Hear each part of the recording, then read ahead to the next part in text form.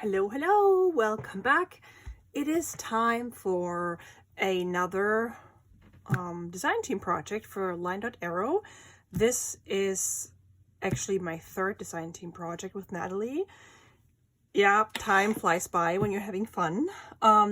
So this time she let the design team choose whatever kit we wanted to use again, which is great. I mean, I love all of her kits, but I was especially excited when she released this one. It is called Collage Tear Pages No. 1.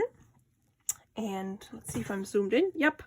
So if you probably already guessed it, I love this because it has mail related images, especially the airmail, which is one of my favorite things.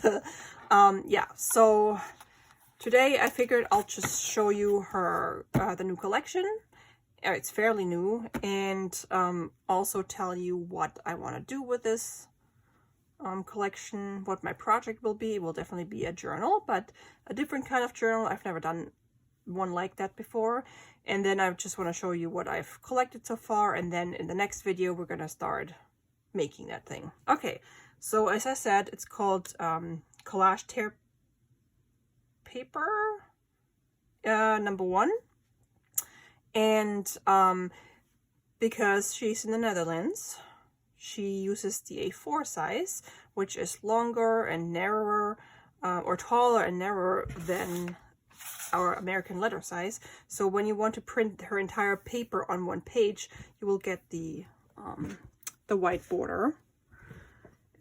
Or if you wanted to fill the entire page, then it would cut off here and here in order to fill the whole thing. So I don't really care that I have a border. I just cut it off, and it's just a smidge smaller than my letter size paper. Anyway, so let's see if I'm zoomed in enough so you can actually see this. Okay, she has used some Dutch papers, which I really like, because most of the digital kits that you see on Etsy have either old like English text or forms and papers, or French. Some have Italian, but I don't know if I've seen Dutch before, so that I like. I understand some Dutch. For example, this means Arbeitsliste in German, which means like work list. Arbeit und List.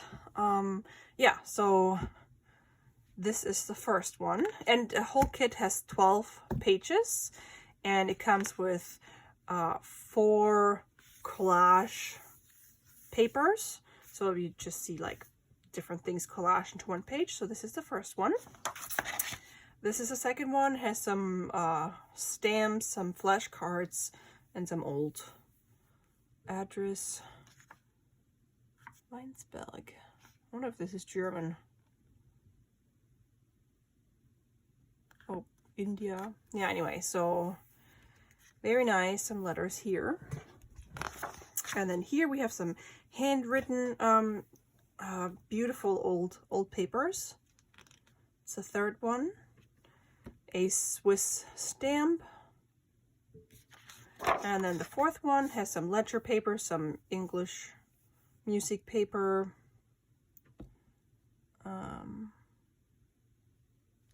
Actually, I'm not sure if this is English. This is English. And then some just like handwritten papers. I love those. And then it also has, I believe, 3. Yeah. So this is like the basic plain ledger paper you can use for journaling. And then she has one where she has these letters on there, and a hand that is holding a pen. And then also here's a hand with a pen, and then there's a nice typewriter. I love typewriters. And then she also has some other papers that these two actually go together. This is a booklet, and you can actually cut a window.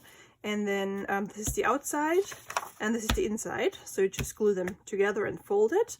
And then this has a pocket and a card, and there's the other another pocket and the other side of the card. Or you can either glue these together, or you can put like something else on the back. So I really like this. And I'm also gonna link the kit in my description below, but I'm also gonna link to her videos where she uses these, because she's made two really, really nice journals with those.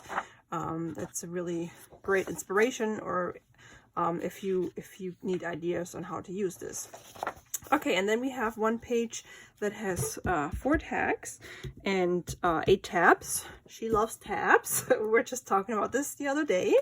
And we both love tabs and tags. And then we have a page that has 2 pockets and then some oval like book plates or labels. I guess you can just cut these out and stick them in here and write on them. So you could put one on the front maybe of the journal. And then this one you can use for anything, not just for this journal, because these are just labels. Some are just have letter paper and some have a little bit of writing in them. So definitely gonna use all of them. And if I don't use them in the journal, I will just cut them out anyway and put them in my little box with all my bazillion labels. Because you can never have enough labels, right? Okay, let me put all these to the side and then I can show you what my idea was. So, for quite a while, I had something in my collection that I wanted to use, and then when I saw Nathalie's new kit, I was like, yep, that's what I'm gonna do. Okay, let me zoom out a little bit. Oops, okay. All right, you know I love Tim Holtz, and he has these collection folios. This is just an example from the packaging. And I bought this at Joann's quite a while ago, and I decided I'm going to use it to make a mail folio that is a little bit like a travel's journal, a travel's notebook, where you can take the signature out. So what this is, it just has these holes. It has this rubber or elastic band, and then you open it.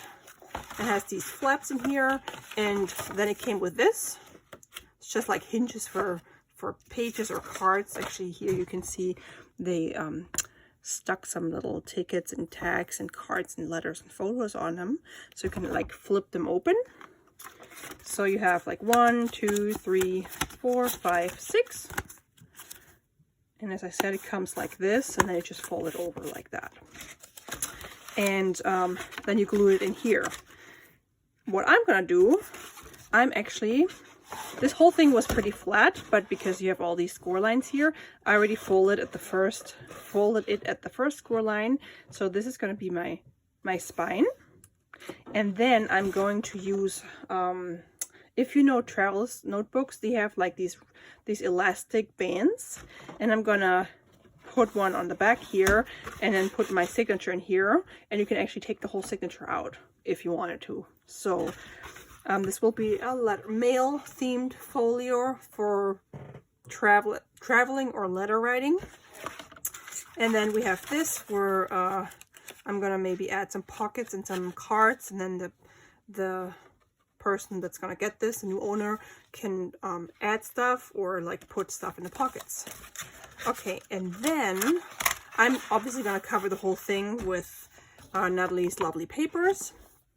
And then I was like, well, what I'm going to use for the cover, because even if I printed this onto the entire letter size paper, this will still be too short. You can see there's a gap and there's a gap. So I thought maybe I'll print it this way on a paper, but then it, yeah, still won't cover the whole thing.